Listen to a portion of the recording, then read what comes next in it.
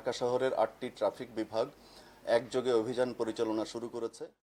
যেমন পুলিশের কিছু স্টিকার ব্যবহার করছে, আহ, সরকারের বিভিন্ন মন্ত্রণালয়ের কিছু স্টিকার ব্যবহার করছে, গোয়েন্দা সংস্থার স্টিকার ব্যবহার করছে, ইভেন বিভিন্ন সাংবাদিকদের স্টিকার পর্যন্ত বিভিন্ন গণমাধ্যমের স্টিকার ব্যবহার করছে। এবং স্টিকারগুলো হচ্ছে সরকারের বিভিন্ন গুরুত্বপূর্ণ প্রতিষ্ঠানের স্টিকার। এবং আমরা ট্রাফিক বিভাগের পক্ষ থেকে খোঁজখবর নিয়ে বা অন দ্য স্পট জিজ্ঞাসাবাদ করে জানা যায় যে এ সকল স্টিকার আসলে এই সংশ্লিষ্ট কর্তৃপক্ষ বা প্রতিষ্ঠানের নয়। যেমন পুলিশের কিছু স্টিকার ব্যবহার করছে, আহ, সরকারের বিভিন্ন মন্ত্রণালয়ের কিছু স্টিকার ব্যবহার করছে, গোয়েন্দা সংস্থার স্টিকার ব্যবহার করছে, ইভেন বিভিন্ন সাংবাদিকদের স্টিকার পর্যন্ত বিভিন্ন গণমাধ্যমের স্টিকার ব্যবহার করছে। তো এটি আসলে জননিরাপত্তার ক্ষেত্রে আমাদের কাছে এক ধরনের হুমকি বলে মনে হচ্ছিল।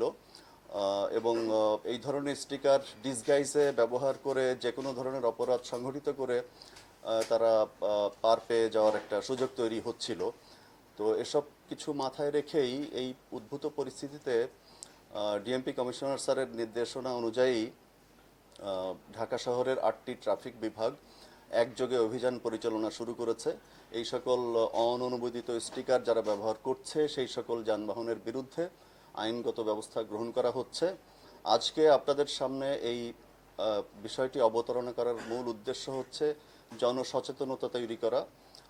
নগরবাসীকে ডিএমপি ট্রাফিক বিভাগের পক্ষ থেকে আমি বিনীত অনুরোধ জানাবো এই ধরনের অনুমোদিত স্টিকার যেন ব্যবহার থেকে বিরত থাকে এবং সরকারি বিভিন্ন সংস্থার নামে যে সকল স্টিকার ব্যবহার করেন, দেখা যাচ্ছে আমারই আত্মীয় স্বজন আমার পুলিশের স্টিকার ব্যবহার করছে, পুলিশের সদস্য আত্মীয় স্বজন পুলিশের স্টিকার ব্যবহার করছে, বা বিভিন্ন সংস্থার আত্মীয় স্বজন ইভেন তাদের সঙ্গে কোনো কানেকশন নেই, এ ধরনের ঘটনাও ঘটেছে।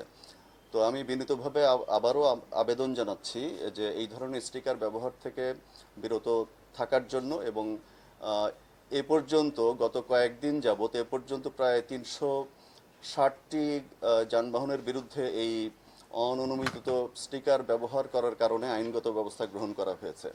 তার পাশাপাশি ইদানিং আমরা লক্ষ্য করছি যে ফিটনেসবিহীন যানবাহন চলাচল করছে, যদিও এটি আমাদের খুব প্রাত্যহিক কাজেরই অংশ, তথাপি এই বিশেষ অভিযানের আওতায় এগুলো আনা হয়েছে।